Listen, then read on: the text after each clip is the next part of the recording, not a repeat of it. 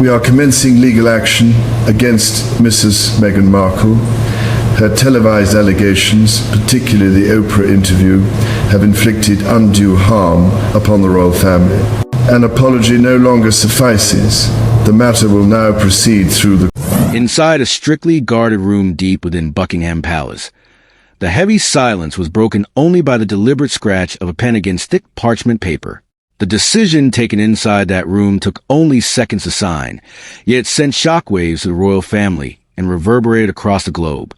King Charles signed an unprecedented executive royal order permanently, revoking Meghan Markle's title as Duchess of Sussex. There were no public ceremonies, no advanced media briefings, and no room left for secret negotiations. By the time the ink dried on the monarch's mahogany desk, one of the most bitter, deeply personal, and highly publicized family feuds of modern times had crossed a point of no return. The king sat motionless for a long moment, staring intently at the finalized signature, as if wishing the reality of the words could somehow soften. The document carried the full legal authority of the crown, formally ending a designation that had given Meghan international influence, massive global visibility, and an undeniable link to the centuries-old British monarchy. Removing the title did far more than change the ceremonial address. It severed a remaining official tie to the royal institution and stripped away a name that had opened doors in Hollywood, high society, and international philanthropy. Charles knew the heavy emotional toll this would take on Prince Harry. The rift between father and son was already vast, and this move threatened to destroy whatever fragile threads of connection remained. Yet, as a sovereign, Charles felt that hesitation was no longer an option. Every delay projected weakness. Every compromise eroded the clear line between public royal duty and private commercial ambition, and every continued public exploitation of the Sussex title kept a relentless scandal alive in global headlines. Secrecy surrounding the decree had been absolute. Only an extraordinarily tight inner circle was aware that the decree was being drafted. Even long-serving courtiers and palace staffers were kept completely in the dark until the king's fountain pen lifted off the paper. Charles had explicitly demanded total confidentiality because a single leak to the media would have invited unbearable public pressure, frantic back-channel negotiations, or aggressive PR counter-campaigns before the decision was sealed. He wanted the full constitutional responsibility to rest squarely upon his own shoulders. Furthermore, the decree included a strict secondary clause restricting Harry and Meghan from utilizing their former royal status, honors, or direct institutional associations in future media interviews, commercial endorsements, foundation campaigns, or high-profile public appearances. It was not merely a reaction to past events, but a calculated, binding mechanism designed to dictate and control the couple's future public operations. Closing the leather-bound folder, the king removed his spectacles and let out a long, heavy exhale. "It is done," he quietly uttered to the senior private secretary standing near the door. The advisor stepped forward, received the signed folder without making a sound, and quietly exited. As the heavy wooden doors clicked shut, a private resolve was transformed into an irreversible historical reality. Meanwhile, thousands of miles away across the Atlantic Ocean in California, Meghan remained entirely unaware that a single signature in London had abruptly reshaped her public identity and rewritten the terms of every future headline, legal agreement, and personal project she would ever pursue. Before the official notification reached Montecito, the key figures involved were forced to grapple with the immense weight of what the title had truly represented. Beyond the formal constitutional phrasing and royal wax seals lay three individuals locked inside an open family wound. For King Charles, it was about protecting the integrity of a 1,000-year-old monarchy under constant media assault.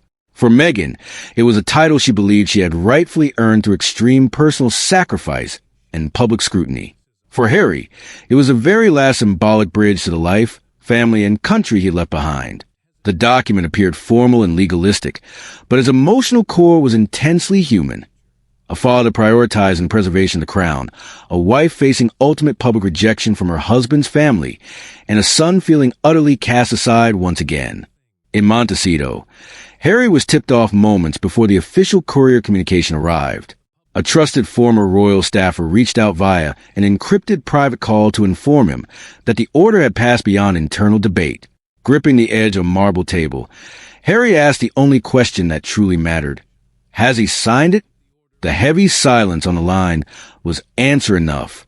When confirmation came through, the Duke bowed his head, unable to speak. Moments later, Meghan entered the room, immediately sensing the atmosphere of crisis.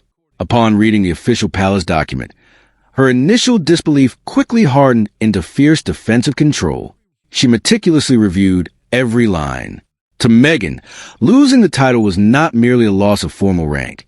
It threatened the cornerstone of her post-royal brand, jeopardizing commercial ventures, documentary deals, and public advocacy projects built around the Sussex identity. In London, Prince William viewed the decision through a stern institutional lens. During confidential consultations, William maintained that royal titles could not serve as convenient marketing tools, while the duties attached to them were actively rejected. He argued that allowing the title to be commercially exploited without accountability weakened the monarchy's moral authority. Queen Camilla, however, expressed quiet anxiety. In private conversations, she warned Charles that the global public would see the act as a personal vendetta rather than the result of months of institutional pressure. She knew Charles would carry the blame as a ruthless father, despite advisors, legal experts, and senior royals having orchestrated the move. The true tipping point had occurred weeks earlier during a private, closed-door gathering at Windsor Castle intended as a quiet attempt at reconciliation. Guests were strictly instructed that discussions were strictly confidential. However, during a heated debate over future commercial branding, Meghan firmly asserted that Duchess of Sussex was her permanent global identity regardless of palace restrictions or royal protocol. When a senior courtier gently corrected her, noting that titles exist strictly at the pleasure of the sovereign, Meghan looked directly at the king and insisted the title belonged to her public persona and could not be revoked. Harry immediately stepped between his wife and the official, accusing the palace of trying to erase his family. The confrontation quickly spiraled, shattering any lingering hope for peace. Days later, when a confidential security recording of the argument reached the king, Charles listened in complete silence. He realized this was no longer a simple family misunderstanding over protocol.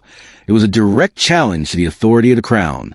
Soon after, palace aides uncovered pitch decks for an upcoming multi-million-dollar international commercial venture prominently centered on the Sussex title. Recognizing that delay would make any future palace action look weak or vindictive, King Charles summoned Harry for one final face-to-face meeting, a last chance to resolve the crisis before the order was finalized forever. The private sitting room inside the king's personal quarters at Buckingham Palace was utterly devoid of the usual ceremonial grandeur. There were no camera crews waiting in the corridors, no high-ranking political advisors whispering in the background, and no legal representatives seated at the heavy oak table. Only 2 glasses of water remained untouched on a polished silver tray, resting right beside a dark leather folder that held the ensigned royal order. When Prince Harry stepped across the threshold, he immediately recognized the gravity of the setting. This was not a routine briefing or a casual family catching up. It was a high-stakes confrontation between a reigning monarch protecting a 1,000-year-old institution and a son who felt deeply betrayed by his own bloodline. The atmosphere in the room was suffocatingly tense, weighted down by months of unaddressed grievances, media leaks, and escalating hostility between London and California. King Charles motioned toward a chair, gesturing for his youngest son to sit, but Harry remained standing near the entrance, his posture rigid and his arms crossed defensively. He had already guessed what lay inside the leather folder resting between them. The document was an official command drafted under sovereign authority, designed to permanently change how Meghan's identity would be recorded in state archives and recognized in international diplomacy. The king spoke first, maintaining a deliberate, calm tone that belied the emotional turbulence beneath. He explained that a royal title was not a personal inherited trademark or a lifelong commercial commodity, but an honor held directly from the crown. Charles emphasized that the status of Duchess could no longer be used to project implied royal authority across global media ventures, while the obligations, public accountability, and constitutional boundaries attached to that very status were repeatedly rejected and publicly criticized. Harry's composure fractured almost instantly. His voice rose as he accused his father and the palace establishment of orchestrating a targeted campaign to punish Meghan simply because she had refused to remain silent under public scrutiny. He argued passionately that every minor disagreement between Montecito and Buckingham Palace was systematically twisted into a test of institutional loyalty, and every valid critique made by his wife was framed as a treacherous attack on the crown. To Harry, the ensigned order was not about enforcing constitutional principles or protecting royal heritage. It was a calculated act of humiliation aimed directly at his immediate family. He insisted that removing the title would not bring peace, but would instead permanently shatter any remaining possibility of future reconciliation between them. The king listened without interrupting, though a colder, sharper anger began to settle behind his eyes. When he finally responded, his tone dropped to a quiet, measured severity that carried far more weight than shouting ever could. Charles stated clearly that the core issue was not Meghan's voice, but fundamental accountability. He reminded Harry that private family grievances had been repeatedly weaponized in televised interviews, best-selling memoirs, and lucrative streaming projects, placing the monarchy under constant, calculated public pressure. The king reiterated that every royal title carries immense institutional weight, and that weight cannot be selectively exploited for personal financial gain, while discarding the duty that gave it meaning in the first place. Reaching across the table, Harry pulled the leather folder toward himself and opened it. He scanned the opening lines of the decree, his eyes locking onto the legal phrasing that stripped away the style and title of Duchess. The harsh reality of the text hit him like a physical blow. In a sudden burst of frustration, he slammed the folder back onto the table, causing one of the untouched water glasses to rattle loudly against the silver tray. The sharp sound echoed through the silent room, cutting through the heavy tension. Harry demanded to know if the decision was already finalized, or if this meeting was merely a performative gesture designed to give the illusion of choice before the palace machinery carried out its sentence. In response, King Charles offered one final, fragile compromise. He proposed that Meghan could retain a private, social connection to the Sussex designation within non-commercial settings, provided she signed a legally binding agreement to permanently cease using the title in commercial branding, media production titles, international foundation promotions, and public business ventures. This compromise was intended to preserve a personal, familial link to the name while completely severing it from royal constitutional authority. It was a narrow, delicate offer, and explicitly the last one the king would ever extend. Harry rejected the proposal on the spot without hesitation. He argued fiercely that accepting such restrictive terms would grant Buckingham Palace permanent veto power over his wife's independent career, allowing courtiers to control her identity even after they had formally stepped away from official royal life. His voice echoed off the high ceilings as he accused the palace of attempting to chain them to the institution they had sacrificed everything to leave. Charles watched his son's impassioned outburst in profound silence. The king realized in that heartbreaking moment that logic and compromise could no longer bridge the chasm between them. Slowly closing the dark folder, Charles softly informed Harry that his refusal left the sovereign with no responsible alternative. The finality in the king's quiet voice landed harder than any angry shout. Harry turned toward the door, paused for a fraction of a second, as if searching for one last word that might undo the damage. But nothing came. The heavy door closed behind him, leaving King Charles sitting alone with the ensigned decree, fully aware that the personal battle had now failed and the ruthless machinery of state power was about to take over. The final document lay flat on the king's desk as the official machinery of state execution took complete control of the narrative. Outside the immediate royal circle, constitutional advisors, communication strategists, and senior household officials moved with practiced precision to finalize the formal notifications. In London, Prince William maintained a steadfast position throughout the council briefings, emphasizing that clear institutional boundaries were essential for the long-term survival of the monarchy. To William, allowing royal titles to function as independent commercial entities set a dangerous precedent that could threaten the integrity of the crown for generations to come. Queen Camilla, while understanding the undeniable institutional logic, privately reflected on a profound personal loss, knowing that this decisive action would permanently alter the family dynamic and cement an aching divide between a father and his youngest son. Across the Atlantic, in the quiet setting of their California residence, the official notification reached Harry and Meghan. The message arrived without fanfare or advance diplomatic warning, confirming that the executive order had been signed and officially entered into royal records. For Meghan, reading the stark formal phrasing was a sobering moment. The title that had come to define her global public identity, her media presence, and her international philanthropic work was abruptly revoked. Yet, as the initial shock subsided, a calm, resolute clarity took its place.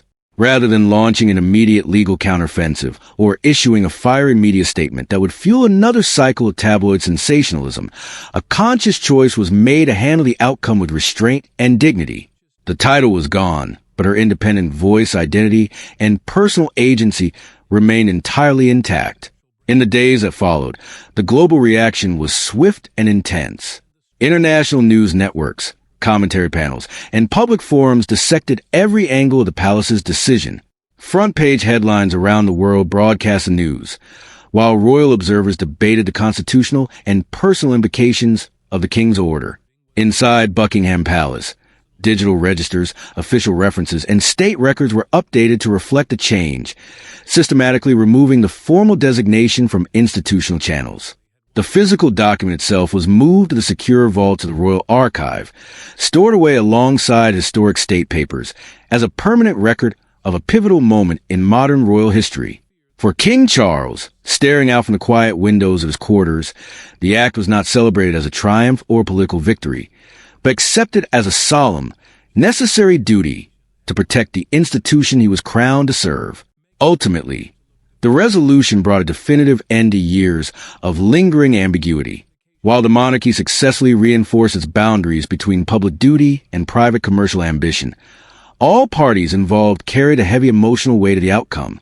Harry accepted that his future lay entirely separate from the institution he had grown up in, focusing his energy on building a life rooted in his immediate family and independent endeavors. Meghan moved forward with renewed focus, directing her efforts toward projects that stood on their own merit, free from the constraints and expectations of royal titles. The long, turbulent chapter of public conflict came to a close, leaving two distinct worlds operating on separate paths, divided by an ocean, yet bound forever by the unwritten pages of history.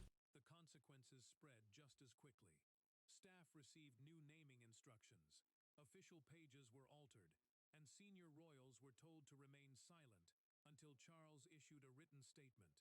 The king's communication would explain the decision without reopening negotiation. Meghan dismissed her advisors